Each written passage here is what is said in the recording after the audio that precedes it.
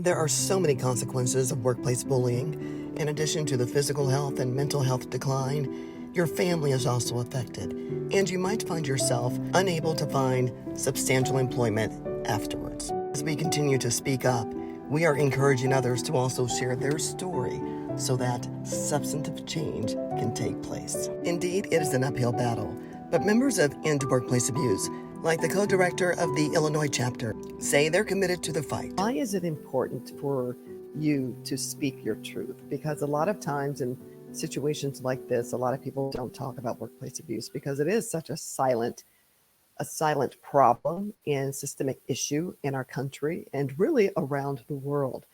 But why for you are you now deciding to speak up? Because it's not only me who get affected by this issue. I have seen a lot of people who was going through, they don't want to talk about it or they can't able to talk about it. So my point of view, I'm coming forward to talk about this is, I'm not sure how many guys are coming out and saying that, hey, I'm having this problem in the workspace. So I am one of those few Mhm. to let the people know that even there is no gender bias in abuse, and even we also go through these issues in the workplace. So that's exactly why I wanted to come out. And because of this issue, I can see a lot of families go through a lot of issues as well. So how we are going to protect that? It's not only the family. He could be only one of the breadwinner in the family. Mhm. So because of the psychological abuse, how much the kids are going through, how much the spouse are going through, what's happening to the families. So those are the things not spoken about so much because of this issue. So Yeah. You're so right. First issue is not a lot of men necessarily are speaking up about this. I talk about it a lot on LinkedIn and on my other social media platforms. And it seems to be more women. Like this is happening to a lot of us women of all backgrounds, socioeconomic status, of all races and cultures. And it doesn't matter what industry you're in. This is happening to a lot of women.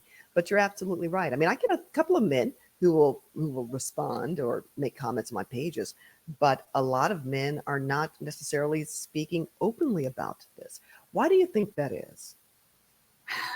it's morely shame, responsibility if they speak or spoke about this, what is the consequence they are going to get through.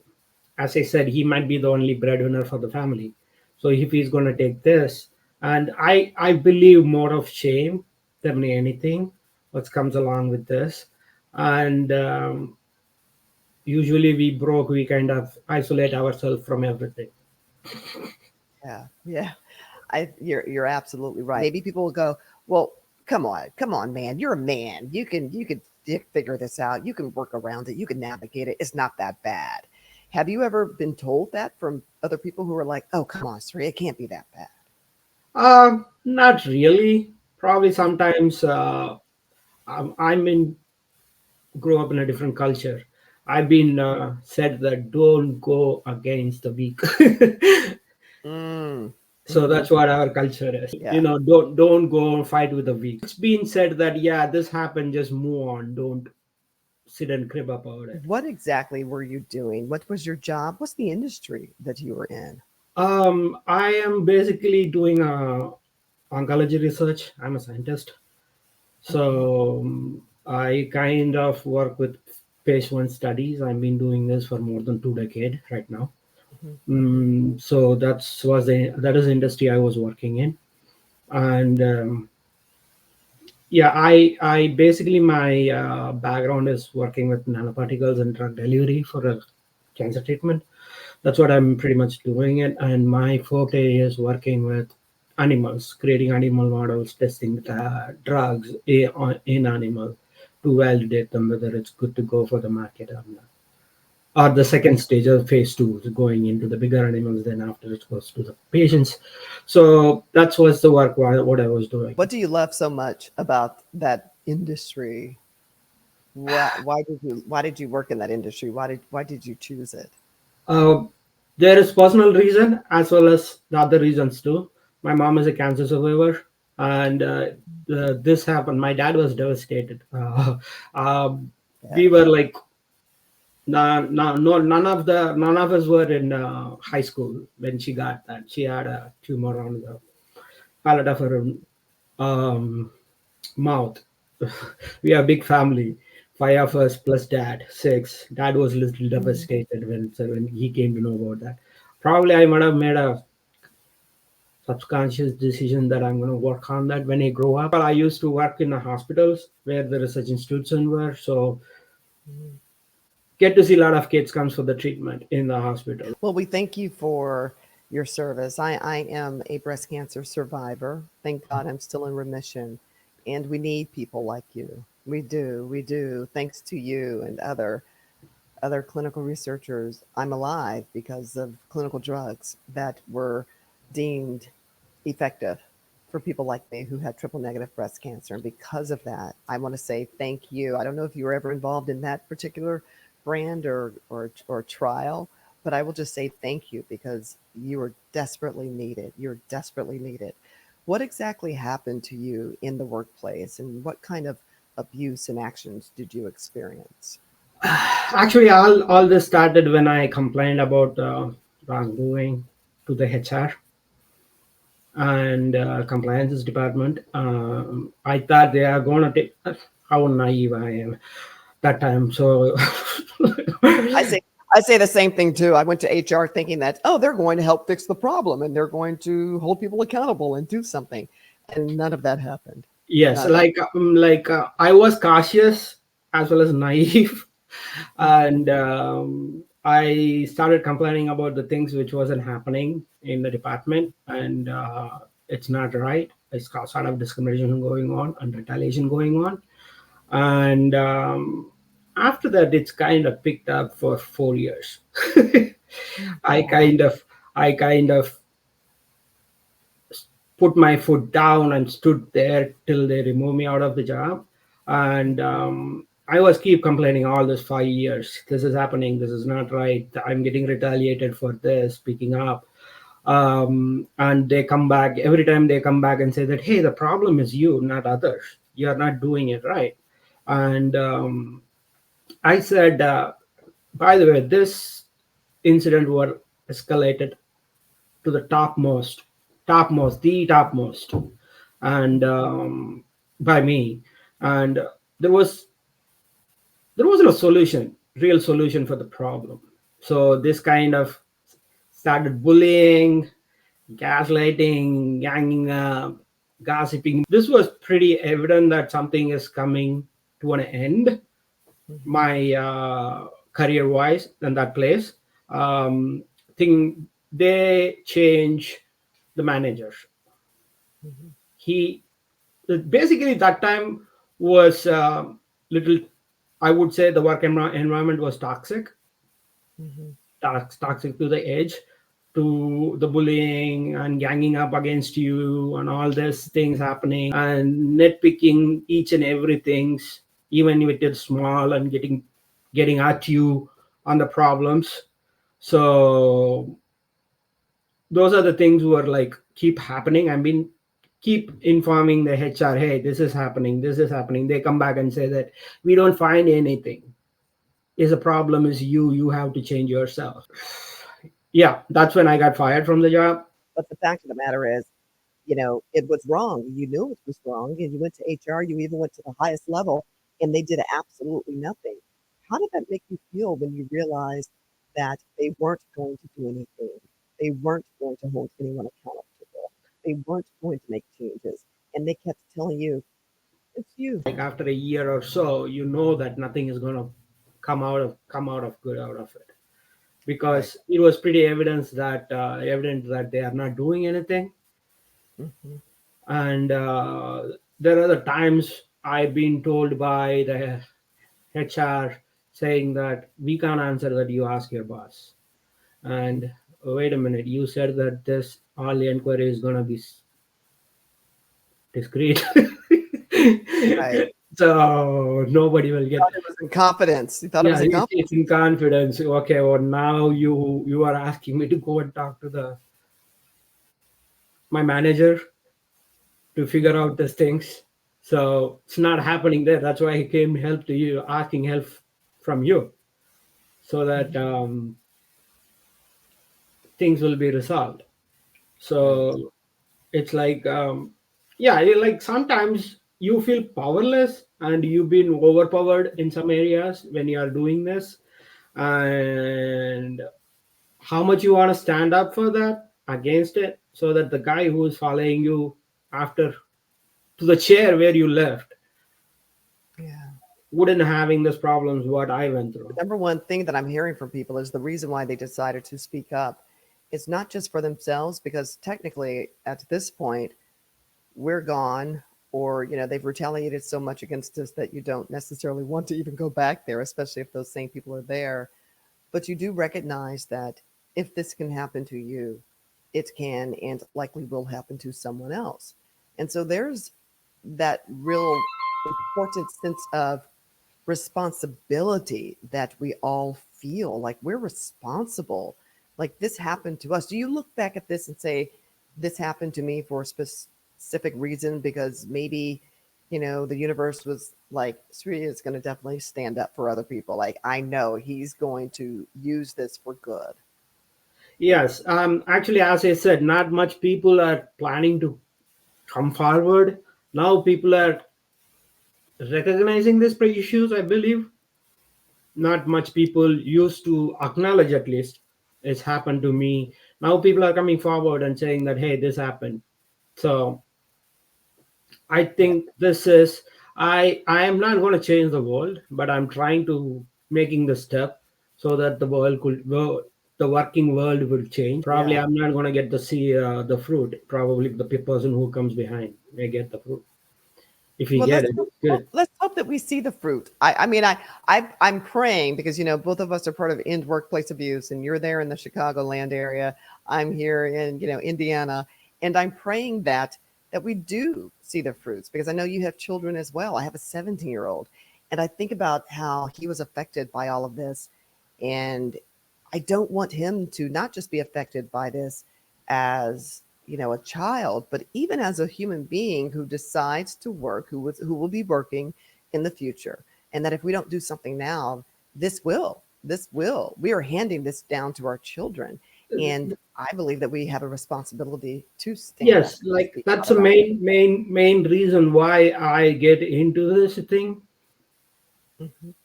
Knowingly, unknowingly, we are transferring some sort of trauma to the kids as well because So of this. Because of this is going to go show up on them when they grow up. so true. Was how did this experience that you were having, the workplace abuse, how did that affect your, not just your personal life, or not just you personally, but also your family? Did Were they Yes, affected by this as well? yes. Um, In what way? Basically, it's affected everybody. I had a depression and anxiety issues, Hmm. and yeah, the inside the family, it was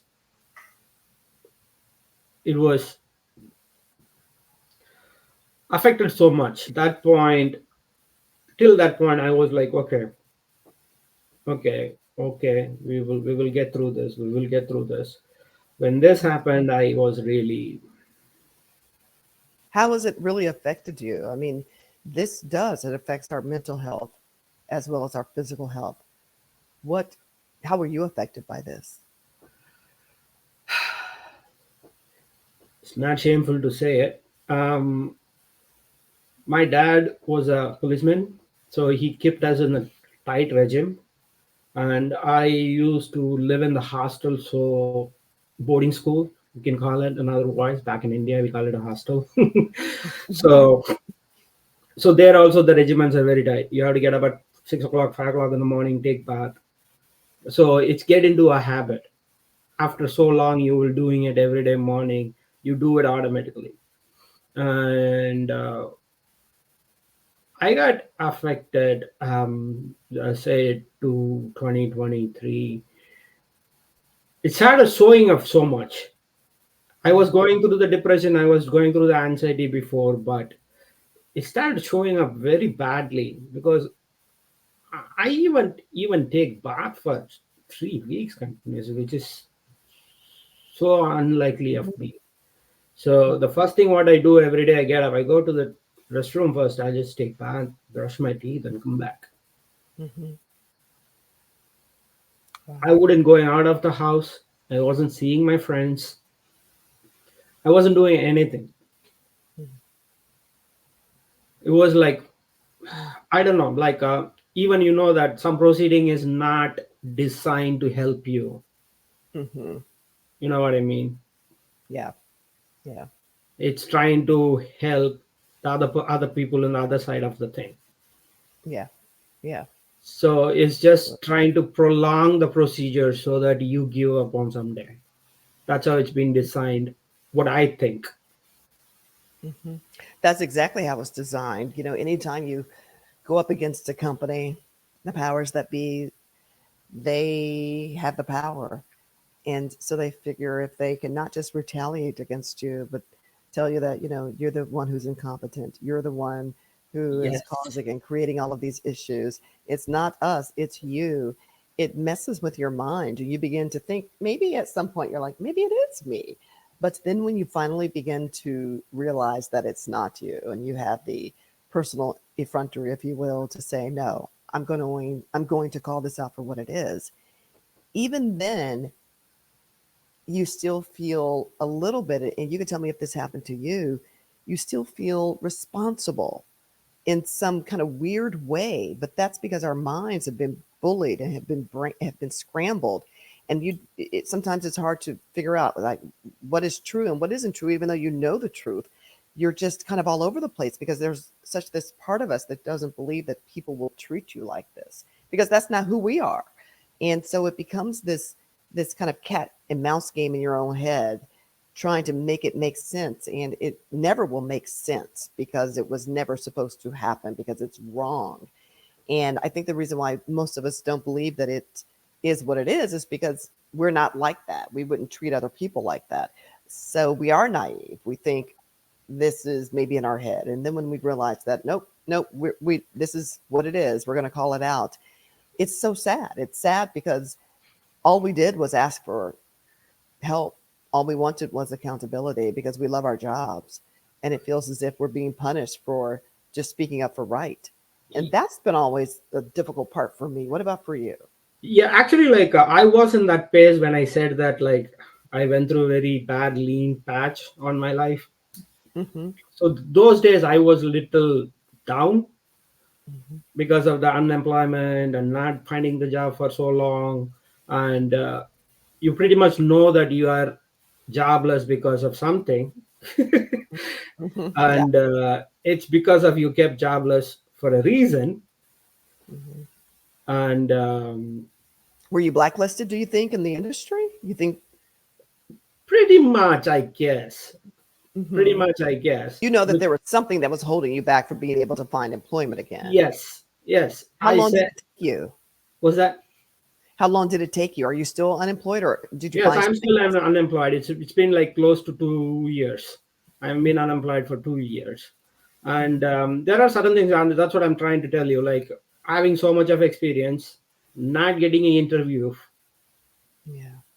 not even getting an interview, and it is pretty much obvious. I'm not sure whether both the sides are treated equally when you are trying to do the due process. Look at my condition. I was like sick for like month in a stretch, and the house was a mess. I wasn't taking care of the dogs, and they made a mess out of the house. So I said, okay, come on, get out of it. You have a kid to take care of it. Yeah. So this is as somehow we have to do something.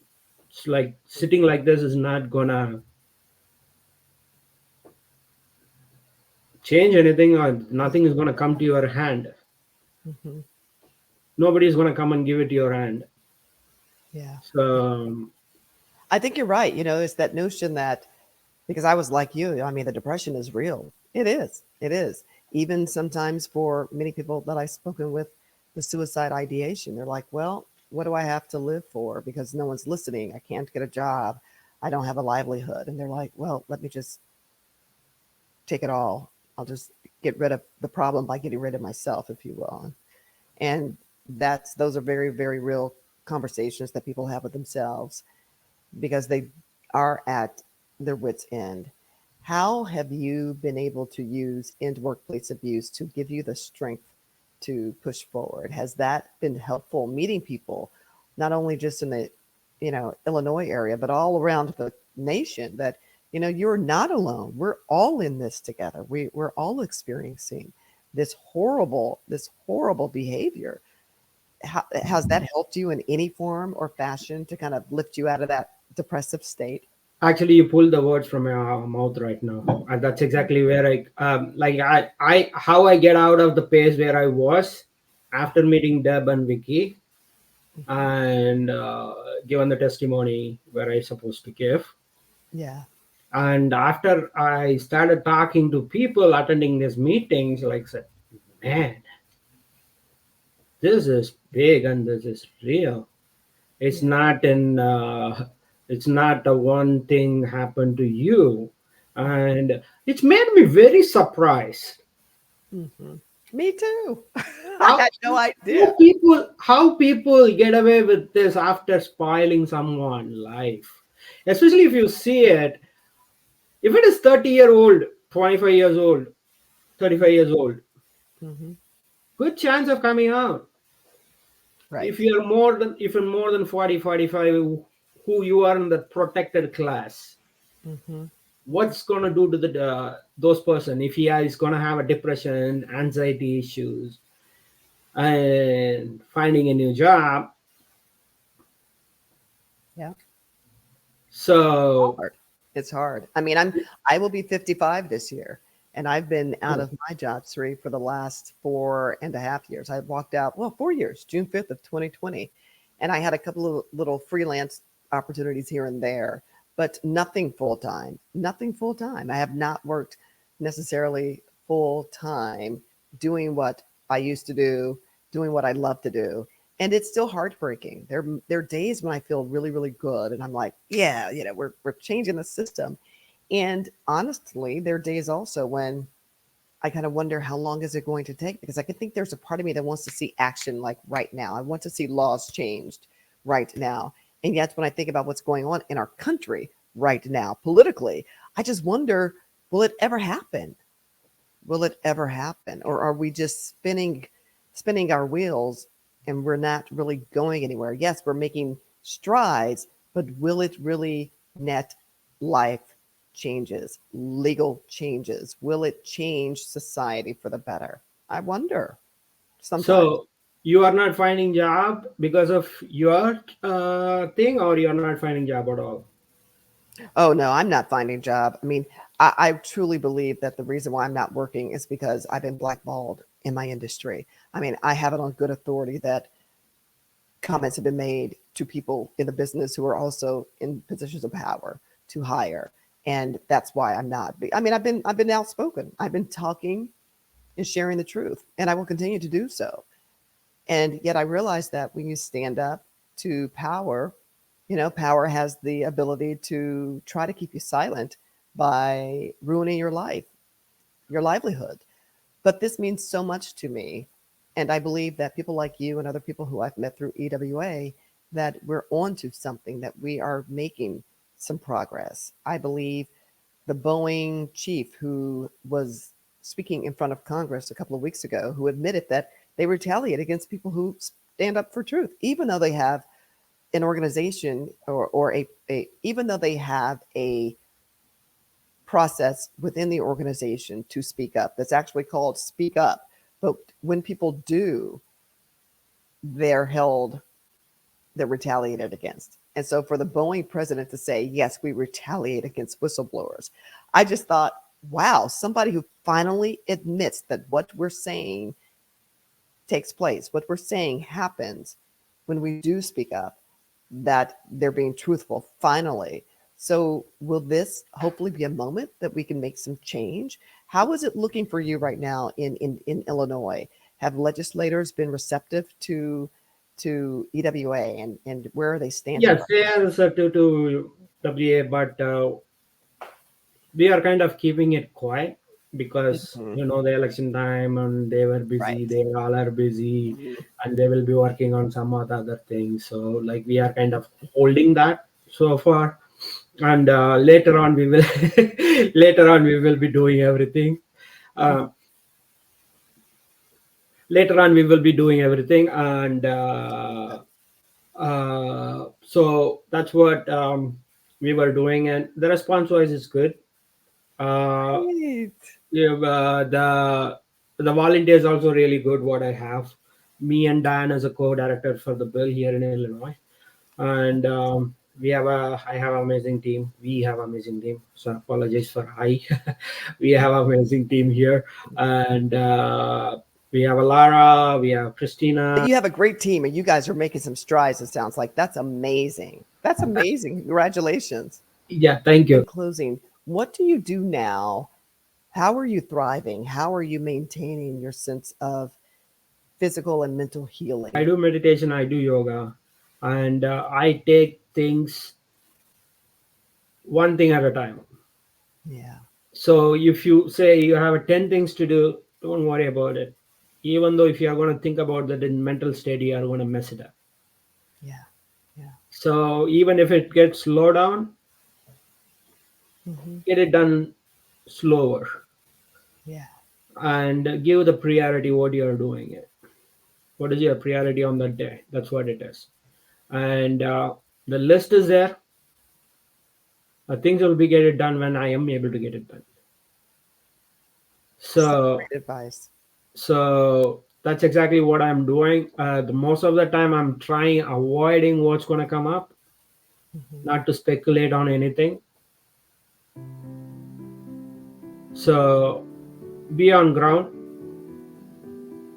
and think over it when I'm doing what's the outcome would be ready for that. Be ready for that. Yeah, absolutely. So don't stop fighting. That's the main thing. Yeah, such a great message. Such a great way to end is not to hide, not to hide, to speak our truth. And it may take a while. I hope that we don't. I hope we get a chance to see this in our lifetime. I hope we do, the two of us and other people who are part of EWA. I really, really do, and I'm praying so. But we can't give up. We have to keep pushing. We Change have to. doesn't happen overnight. It doesn't happen Yes, overnight. It happens over time. yes, The more we have more people who jump on board, who are part of this collective voice, I believe that change will come. yes. Like we are climbing the mountain. Mhm. The legislator are who are the one on top of the mountain. They have to extend their hands for us to reach that peak. So that the bill will be passed. So without them we can't do anything, but the meantime, so we have to push it, push it, push it, and see what we can do.